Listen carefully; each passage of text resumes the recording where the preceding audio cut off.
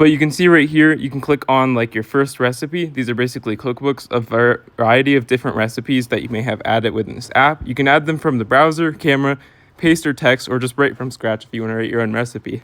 You can see right here, I've searched for cookie recipe. I'm just going to click on this, and you can basically import the recipe just like I did so here. And once you've done that, it'll basically just scan for all the ingredients that you may need and just simplify the recipe as much as humanly possible just in this app. And when you click on save, you can see right here, it will be saved within your recipe book just like so. And you can see if we exit out, it'll just be under the dinner one, and you can actually create new cookbooks just on this page like so.